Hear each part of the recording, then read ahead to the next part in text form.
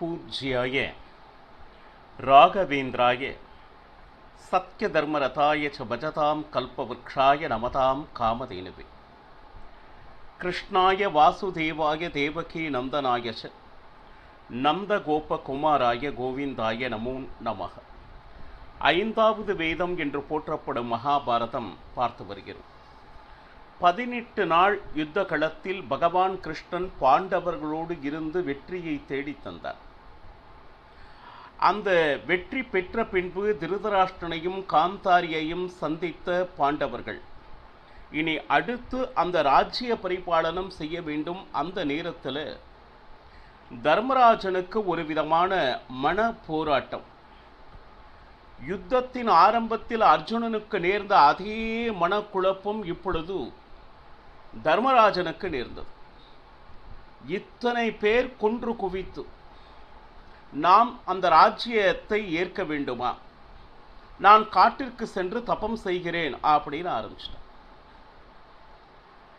அப்பா இது இல்லை, நீ நினைப்பது தப்பு அப்படின்னு சொல்லிட்டு பாண்டவர்கள், திரௌபதி, தேவஸ்தான ரிஷிகள் மற்றும் வேதவியாசர் சரியான உபதேசம் கூறிக்கொண்டிருக்கின்றனர். ஏன்னா இந்த உலகத்தில் எது தர்மம் எது அதர்மம் அப்படின்னு தெரிஞ்சுக்கிறதே மிகவும் சூக்ஷ்மமானது. பார்ப்பதற்கு தர்மம் போல தோன்றும், ஆனால் அதர்மமாக இருக்கும். அதனால நான் கொன்றேன் என்று சொல்லிக் கொண்டிருக்கிறாயே, யாரும் யாரையும் கொல்ல முடியாது தெரியுமா என்று வேதவியாசர் கூறுகிறார். ஆத்மாவுக்கு சாவு என்பதே கிடையாது.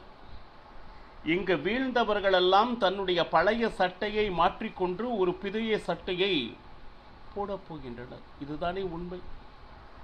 அப்போ இந்த விஷயம் இறைவனால் ஏற்படுத்தப்பட்டது. தர்மத்திற்காக இறைவன் செய்த நாடகம் இது. அப்போ நான் செய்தேன் அப்படிங்கிறதுலையே அகங்காரம் என்கின்ற ஒன்று இருக்கிறது இல்லையா? அப்போ உனக்கும் இதற்கும் எந்த விதமான சம்பந்தமும் இல்லை என்பதனை வேதவியாசர் எவ்வளவோ அழகா சொல்லிட்டு இருக்கார். இந்த உலகத்துல பலதரப்பட்ட ஜனங்கள் இருக்கிறாங்க. எப்படி அப்படின்னு கேட்டீங்கன்னா, நான் அதை செய்வேன், நான் இதை செய்வேன் அப்படின்னு சொல்லிட்டு வாய் கிளிய பேசிட்டு இருப்பாங்க. உண்மை என்னன்னா, அவனால் அப்படின்னு ஒரு காரியம் இந்த உலகத்தில் நடக்குமா என்றால் இல்லை. பகவானுடைய இச்சை இல்லாது ஒரு காரியமும் நடைபெறுவதில்லை. இதுதானே உண்மை. அது மட்டுமா அப்படின்னு கேட்டீங்கன்னா, இந்த உலகத்தில் பலவிதமான கெட்ட செய்கைகள், தர்மத்தை மீறிய செய்கைகள் என்று வேதங்கள் கூறுகின்றன. அதாவது சுறாபானம் குடிப்பது, கெட்ட ஸ்திரீ சகவாசம், அப்படி இந்த மாதிரி பல விஷயத்தை சொல்லி இருக்கு. ஆனால் இதில் என்னன்னா, இதையெல்லாம் செய்யக்கூடாது என்று மேடை போட்டு பேசிக்கொண்டிருப்பார். ஆனால் அந்த காரியத்தை அவர்களே செய்து கொண்டிருப்பதை நாம் பார்க்கலாம் திரைமறைவில். இப்போ உன்னை இதெல்லாம் என்ன எப்போ முடியும் அப்படின்னு கேட்டீங்கன்னா, நீங்கள் செய்யும் தர்மத்திற்கும் சரி அதர்மத்திற்கும் சரி ஒரு முடிவு இருக்கிறது, இறைவன் வைத்திருக்கிறான். அதற்கு பெயர் காலம். அந்த காலத்தை வென்றவர்கள் அப்படின்னு சொல்லிட்டு ஒருத்தர் இல்லவே இல்லை. இன்னும் சொல்ல போனா, பீமன் அந்த துச்சாசனுடைய ரத்தத்தை குடித்தான் அப்படின்னு சொன்னா நிச்சயமாக அது தப்பு, அது அதர்மம் போல தோன்றும். ஆனால் உண்மை என்ன என்றால், அவன் ரத்தத்தை கொடுக்கவில்லை. அதர்மம் போல இருந்த தர்மம் அது.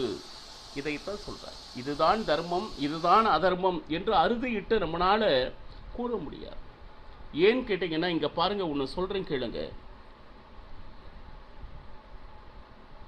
தவறு செய்தவர்களுக்கு நிச்சயமாக கடினமான அந்த சிக்ஷை கொடுத்தே ஆக வேண்டும். ஏன்னா இல்லை என்றால் எந்த ஒரு மக்களும் நிம்மதியாக வாழ முடியாது செய்து விடுவர். இப்போ துரியோதனாதிகள் அவர்கள் சுகமாக இருந்தார்கள் மட்டுமல்ல, மற்ற எவரையும் சுகமாக இருக்க விடவில்லை என்பதுதானே உண்மை. மற்றவர்களை துன்புறுத்த தொடங்கினார்கள் என்றுதானே உண்மை. பந்து பாந்தவர் என்றும் பாராமல் அவர்களுடைய அந்த செல்வத்தை பகடை ஆட்டம் என்கின்ற வஞ்சக எண்ணத்திலே அதை கவர்ந்த அந்த எண்ணம் உடையவர்களாகத்தானே இருந்தார்கள். தன் வீட்டு மருமகள் என்கின்ற எண்ணம் சிறிதும் இல்லாமல் அவளை சபை நடுவில் எவ்வளவு பெரிய அவமானத்தில் ஆட்படுத்தினார்கள் பாருங்க.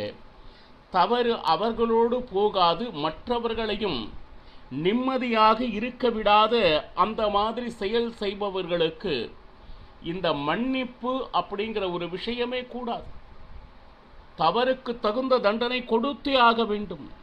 பாருங்க, இன்னும் சொல்ல போனா தர்மராஜா, நீ யுத்தத்தில் விரும்பி வந்து அந்த சண்டை செய்யவில்லை, பலாத்காரமாக நீ யுத்தத்தில் தள்ளப்பட்டாய்.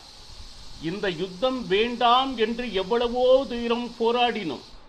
ஏன் பகவான் கிருஷ்ணனே தூதுவனாக சென்று யுத்தம் வேண்டாம், கடைசியாக அமைந்து கிராமத்தையாவது கொடுத்து விடு, ஏன்னா யுத்தம் என்று சொல்லும் பொழுது நிறைய உயிர்கள், அந்த உயிர் பலிகள் கொடுக்க வேண்டி இருக்கும் அப்படின்னு சொல்லிட்டு, ஆனால் எதையுமே செவிமடுக்கவில்லையே. இன்னும் சொல்ல போனா, நீ ஒருவேளை தவறு செய்யவில்லை தர்மராஜா, ஆனால் அதை தவறு என்று மனம் சொல்லும். ஆனால் அதற்கு உண்டான பிராயச்சித்தம் செய்வதுதானே அதற்கு உண்டான மருந்தாக இருக்க முடியும். அதை விடுத்து காட்டுக்கு செல்கிறேன் என்பது எப்படி சரியாக முடியும்? அப்போ நீ செய்வது என்ன அப்படின்னா, அஸ்வமேத யாகத்தை செய். இதனால் நீ எவ்வளவு பெரிய பாபம் செய்திருந்தாலும் நிச்சயமாக அது அனைத்தும் தீருவதற்கு மிகப்பெரிய உபாயமாக இருக்கும் என்று வேதவியாசர் கூறுகிறார். இன்னும் சொல்ல போனா, எந்த ராஜர்களை இழந்த ராஜ்யம் இருக்கிறதோ அந்த ராஜ்யத்துக்கெல்லாம் நீயே போய் அங்கு இருக்கக்கூடிய அவர்களுடைய சம்பந்திகளை அந்த ராஜ்யத்தில் அமரச் செய். இன்னும் சொல்ல போனா, அவர்கள் வீட்டில் ஆண் மகவு இல்லாமல் இருந்தாலும் பரவாய், அந்த ராஜவம்சத்தில் ஒரு பெண்ணாக இருந்தாலும் அந்த பெண்ணையும் ராணியாக்கி அழகு பார். அதுதானே இதற்கு உண்டான தீர்வாக இருக்கும். இன்னும் சொல்ல போனா, கர்ப்பத்தில் இருக்கின்ற அந்த குழந்தைக்கும் சாந்தி கொடுக்கக்கூடிய பொறுப்பு ஒரு ராஜனுக்கு உண்டு. இன்னும் சொல்ல போனா, அவர்கள் மிகவும் துக்கத்தில் இருக்கும் பொழுது நீ நம்பிக்கை கொடுப்பவனாக இருக்க வேண்டும். கணவனை இழந்து குழந்தைகளை இழந்து நிர்கதியாக இருக்கின்றவர்களுக்கு ஆறுதலாக நம்பிக்கை கொடுப்பவன் ராஜன். அந்த விஷயம் உன்னால் முடியும் தர்மராஜா. இன்னும் சொல்ல போனா பாருங்க, இதையெல்லாம் விடு, இவர்களுக்கு உண்டான சமாதானம் கூறாது நீ மட்டும் காட்டிற்கு சென்று தபம் செய்வது அப்படிங்கிறது என்னைக்குமே அந்த தவறுக்கு உண்டான பரிகாரம் அப்படின்னு எந்த வேதங்களும் எந்த இதிகாசலங்களும் கூறவில்லை தர்மராஜா. அது மட்டுமல்லாமல் யாரும் பயப்படாதீர்கள்.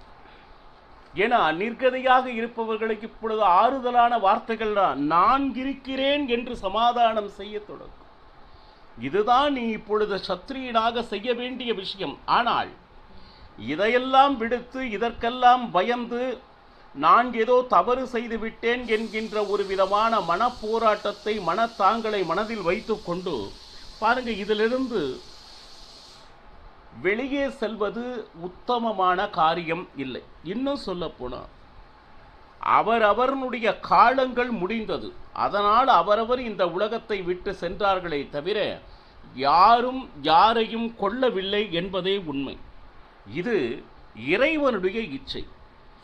இன்னும் சொல்ல போனால் எவ்வளவோ கஷ்டப்பட்டு எவ்வளவோ உயிர் பலி வாங்கி கொண்டு தர்ம மார்க்கத்தில் இனிமேல் இந்த ராஜ்யம் நடப்பதற்கு உண்டான ஒரு அற்புதமான ஒரு வாய்ப்பு வந்திருக்கிறது.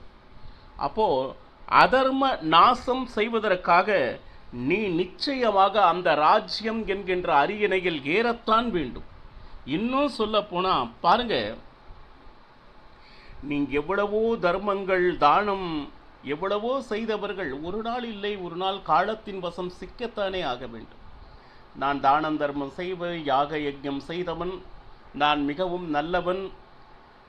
சரி, நல்லவனுக்கும் ஒரு காலம், எப்படியெல்லாம் வாழக்கூடாதோ அப்படிப்பட்ட அந்த கெட்டவன் அவனுக்கும் ஒரு காலம், அவ்வளவுதான். எப்பொழுது ஒரு பிறப்பு என்கின்ற ஒன்று விஷயம் இருக்கிறதோ கண்டிப்பாக ஒரு நாள் அந்த தேதி, அதாவது முடிவு என்கின்ற தேதி குறிக்கப்பட்டு விடுகிறது.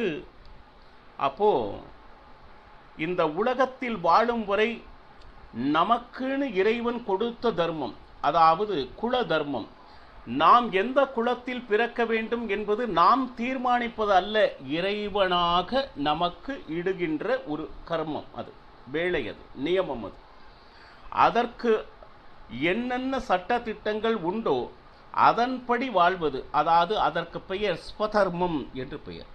அதனால இப்பொழுது நீ ராஜ்ய பரிபாலனம் செய்ய வேண்டும், ஒன்று அஸ்வமேத யாகம் செய்ய வேண்டும். ஏன்னா நீ எப்பேற்பட்ட பாபங்கள் செய்திருந்தாலும் அதனுடைய பிராய சித்தம் அஸ்வமேத யாகம் தான் அப்படின்னு சொல்லிட்டு, இன்னும் சொல்ல போனா பாபங்கள் எவ்வளவோ பேர் செய்தாலும் அதற்கு நிறைய பிராய சித்தங்களும் வேதங்களில் கூறப்பட்டிருக்கிறது தர்மராஜா.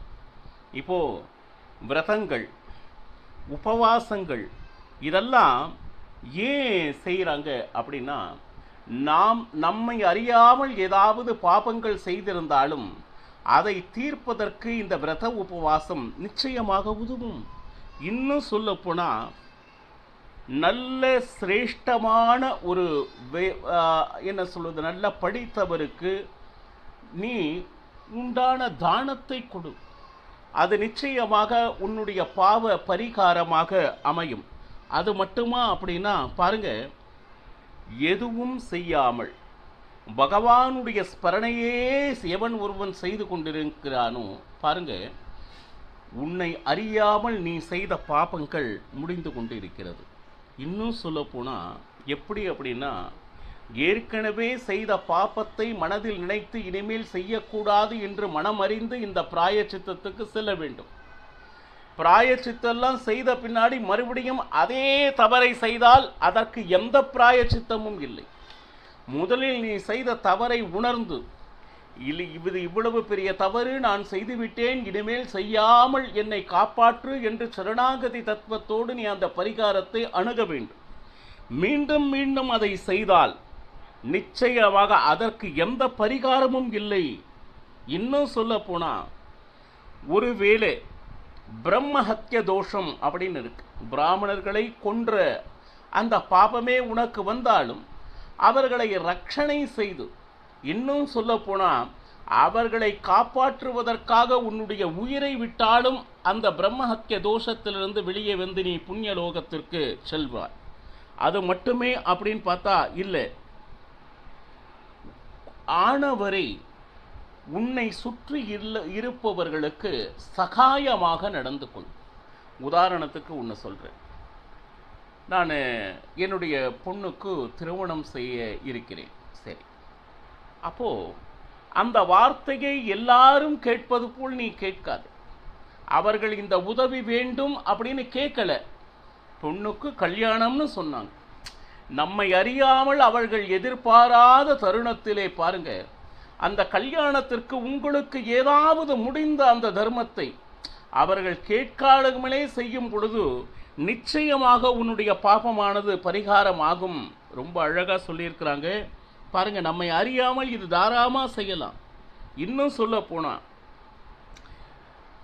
எனக்கு வீடு வேணும், வாசல் வேண்டும், இந்த மாதிரி பிரார்த்தனைகள் எல்லாம் கூட ஓரளவு பரவாயில்லை. நியாயமாக பார்த்தா இறைவன் கிட்ட இது வேணும் அது வேணும் அப்படின்னு சொல்லிட்டு எதையுமே வேண்டக்கூடாது, நிஷ்காம கர்மம் அப்படின்னா.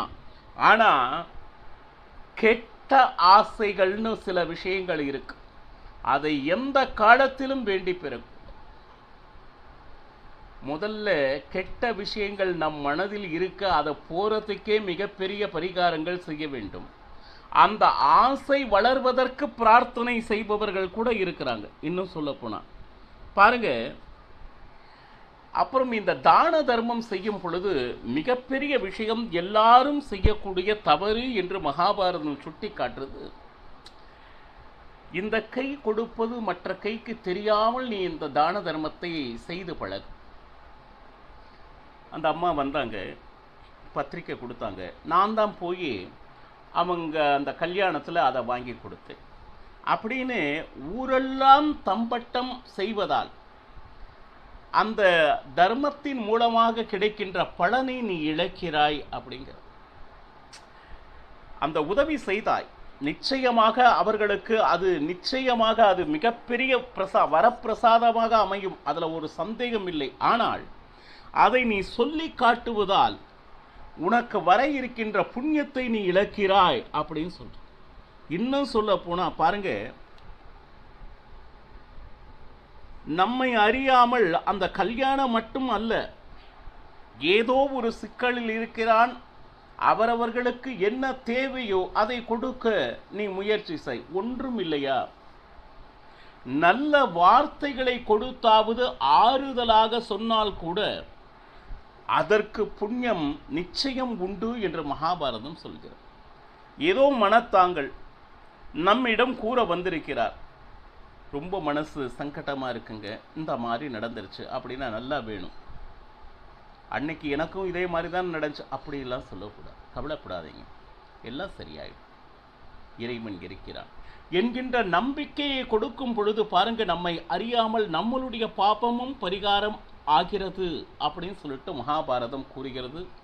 நிறைய விஷயங்கள், என்னென்ன விதமான பாவங்கள் இருக்கு, அந்த பாவக்கு உண்டான பரிகாரம் என்ன என்கின்ற மிகப்பெரிய உபதேசத்தை வேதவியாசர் தர்மராஜனுக்கு கூறிக்கொண்டிருக்கிறார்.